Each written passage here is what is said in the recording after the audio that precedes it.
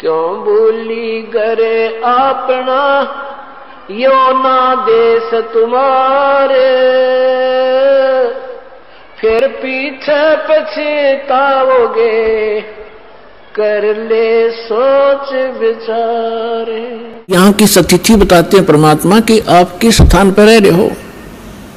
साथी हमारे चले गए हम भी चालन हारे, कोई कागज में बाकी रह रही तात लगी है वारे।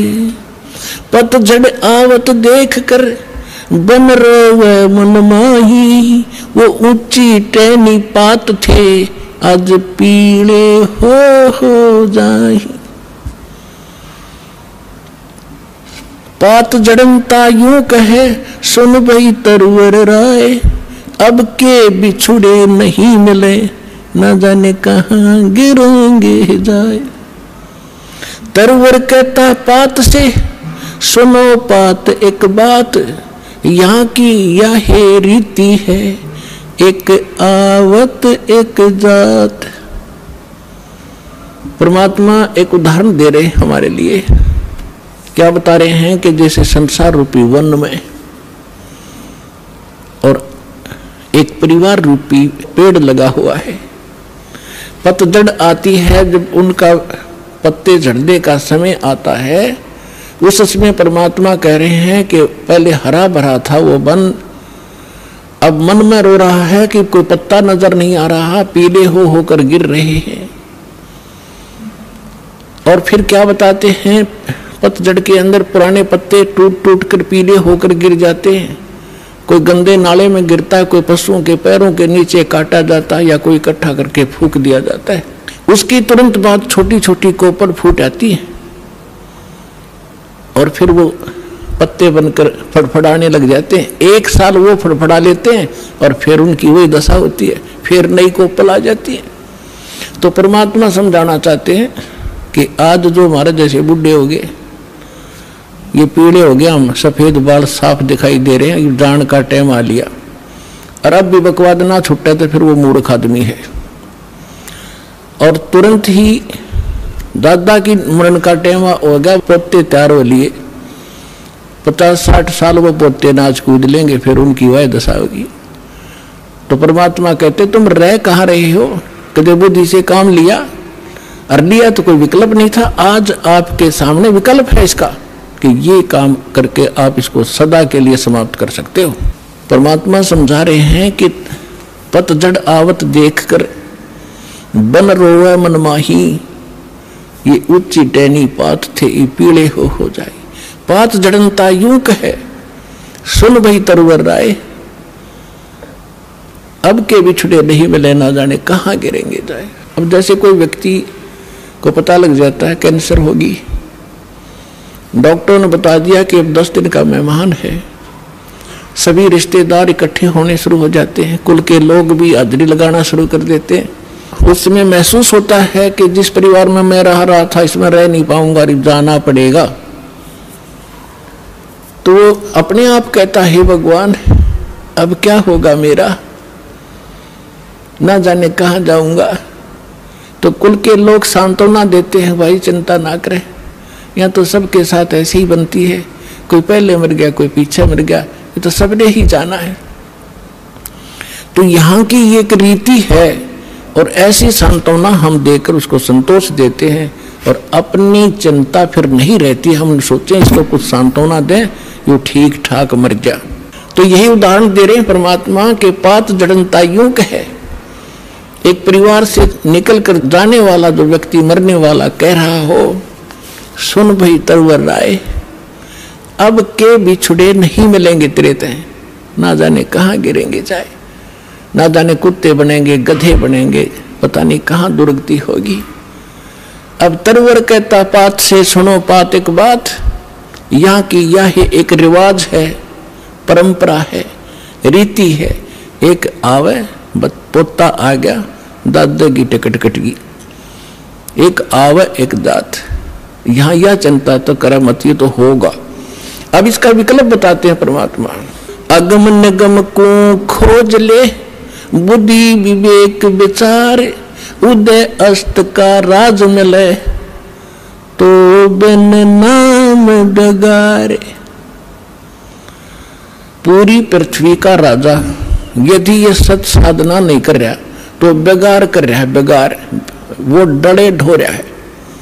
जब राजा डले ढो रहा है तो आप अपने हिसाब लगा लो, एक जनसाधारण नागरिक राजा को तो सक्षम मानता है, समर्थ मानता है, उसके आगे भीख मांगता फिरता है। और परमात्मा कहते हैं वो भी डले ढो रहा है जो सत भक्ति नहीं करता।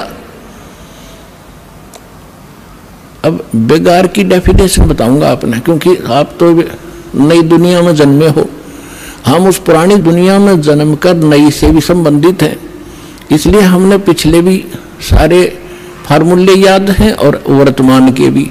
इसलिए दास आपको परमात्मा ने जो वाणी बोली वो पहले बोली थी, उसमें हमारे पुराने शब्द घने हैं जो आज के बच्चे उनको समझ नहीं सकते बेगार के चीजों से।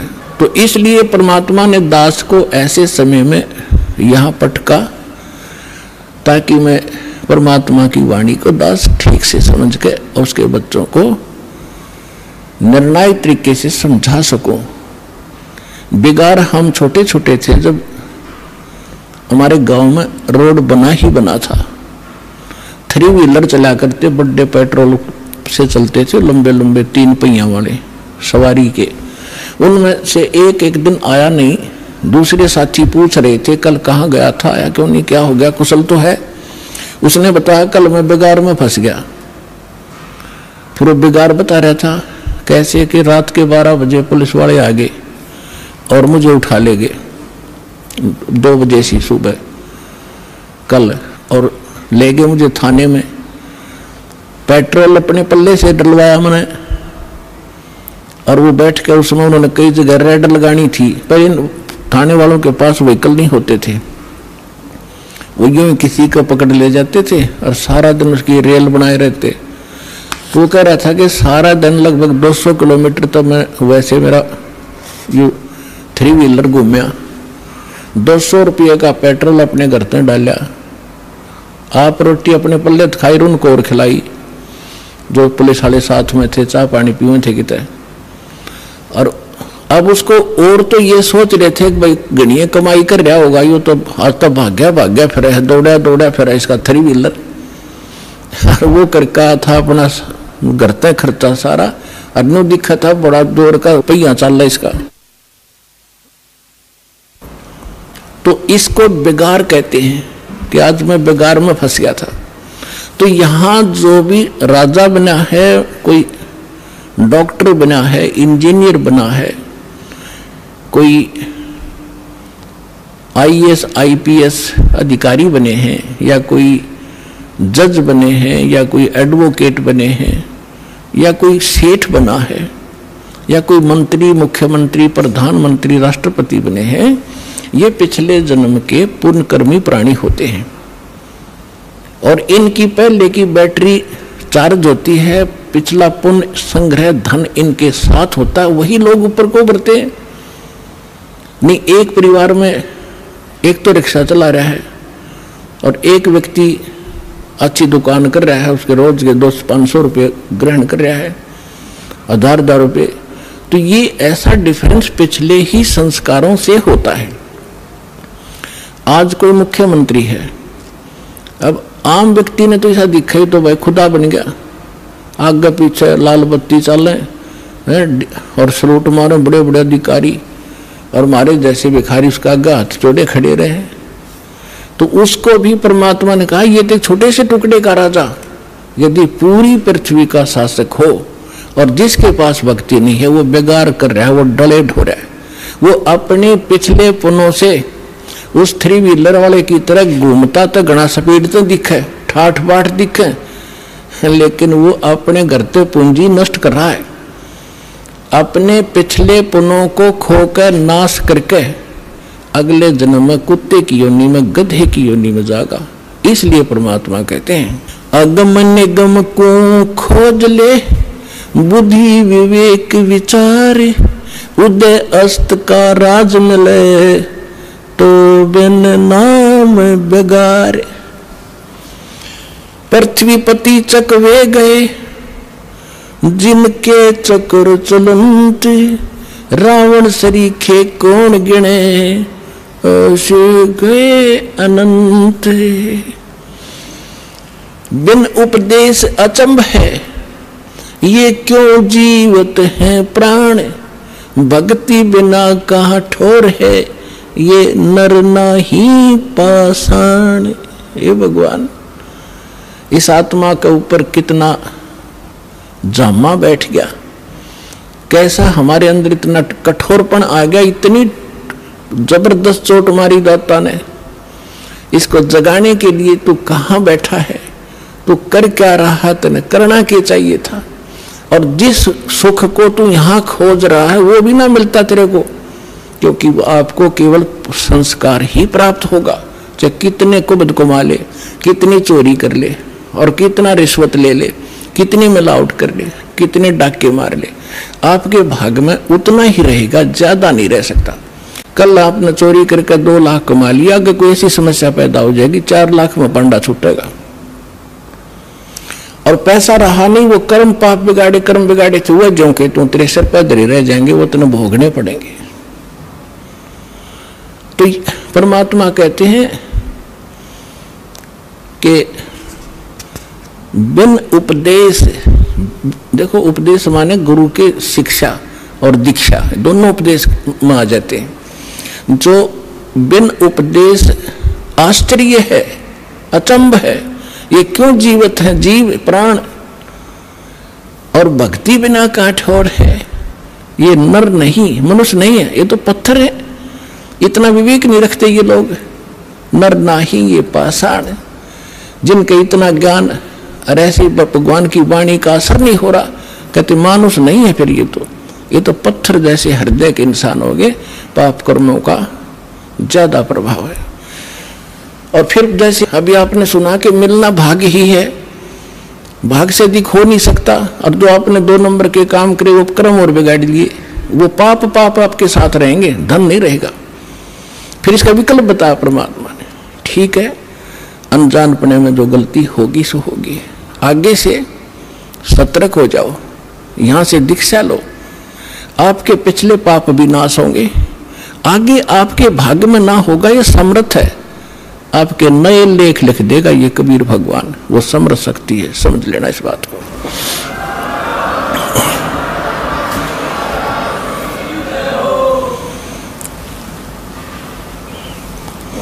बिन उपदेश अचंभ है क्यों जीवत है प्राण, भक्ति बिना काठोर है ये नर नाही पाषाण। आगे गए ना बावड़े रहते भी सब जहां, बिन साहेब की बंदगी कहीं ठोर ठिकाना ना। पुणात्माओं कलेजा फटफटा होगा आपका एक दिन, जब आपका पाप कर्मों का बुखार उतर जाएगा, आत्मा निर्मल हो जाएगी, आंखों से आंसू नहीं सूखा करेंगे जब ये वाणी सुना करोगे। अब क्या बताते हैं परमात्मा कि जो हमारे दादे परदादे पहले चले गए, उन्होंने ताके बताया नहीं उनकी के दुर्दशा हुई, और शेष भी जा रहे हैं। अब भगवान आके बताते हैं स्वयं, और फिर जिन संतों से वो मिलते हैं वो संत बताते हैं। तो क्या बताते हैं कि पहले चले गए वो तो वापस नहीं आपको बताने आए, और रहते भी सब जा रहे हैं, और बिन साहिब की बंदगी, बिना भगवान की भक्ति की तो ठोर ठिकाना। अब यहां समस्या और आती है, भगवान कौन है, साहिब कौन है। अब ये दास ने आपको बहुत बार बता रखा है, इसको बार बार रिवाइज ना करूं, क्योंकि देखो एक तहसीलदार भी साहब है, मालिक है, स्वामी है, एक कमिश्नर डिप्टी कमिश्नर भी डीसी भी स्वामी है, डीएम बोल रहे कई जगह उसको, और मंत्री भी, मुख्यमंत्री भी साहब है, प्रधानमंत्री भी साहब है, राष्ट्रपति भी साहब। तो यहाँ कौन से साहब की तरफ संकेत किया गरीबदास जी ने, उनका कौन साहब था। अनंत कोट ब्रह्मांड का एक रोटी नहीं बाहर, सतगुरु पुरुष कबीर हैं ये कुल के सिरजनहार। हम सुल्तानी नानक तारे दादू को उपदेश दिया, जात जुलाहा वेद न पाया वो काशी में कबीर हुआ। यानी ये भगवान भी बता दिया है वो साहिब कौन सा जिसकी भक्ति करनी चाहिए, ये वो परमात्मा है जो काशी में धानक जुलाहे रूप में कबीर रूप से नाम से आए थे। ये अनंत कोट ब्रह्मांड का स्वामी, ये है मेरा साहिब। तो यहां कहते हैं अग गए ना बावड़े रहते भी सब जा, और बिन साहिब की बंदगी कहीं ठौर ठिकाना ना। जैसे आज यहाँ प्रधानमंत्री बन गया, भक्ति की नहीं तो राजा का नेक्स्ट जीवन गधे से शुरू होता है, ये विधान बता रखा भगवान का। अब गधे का जीवन जब पूरा होगा वहां मृत्यु, फिर कहेंगे चलो कहा कोई पुण्य बना है तो स्वर्ग में जाओगे। स्वर्ग का समय निर्धारित है आपके पुण्यों के आधार से, वो पुण्य आपकी पूंजी जब समाप्त हो जाएगी फिर चलो नरक में, पाप वहां भोगने पड़ेंगे। जब तक हम कबीर साहब की शरण में नहीं आते, इस दास से उपदेश लेकर सत भक्ति आप नहीं करोगे तो आपको केवल वर्क डन मिलेगा, जैसा कर्म किया वैसा ही थारा भगवान उतना ही फल देता रहता है। जिसको तुम भगवान मानते थे वो केवल इतना ही काम कर सकते हैं, जैसा कर्म वैसा ही फल। और ये परमात्मा आपके पाप नाश करेगा, ना भाग्य में होगा, और आपको आवश्यकता होगी नो नहीं बेमतलब डिमांड करोगे वो नहीं मिलेगा। एक विद्यार्थी जो आवश्यक वस्तु मांगता है पिता माता वही देते हैं, और वो मांगा मैंने बंदूक ला दे कि पागल है पिताजी, विद्यार्थी को गन ला के देगा तो ऐसी डिमांड करोगे फिर नहीं मिलेगी आपको। हाँ जो आवश्यक होगी, समर्थ पिता सब कुछ देगा अपने बच्चे को, हर पल पल पर सारी सुविधा देता है, तो आप समर्थ की शरण में आ गए हो।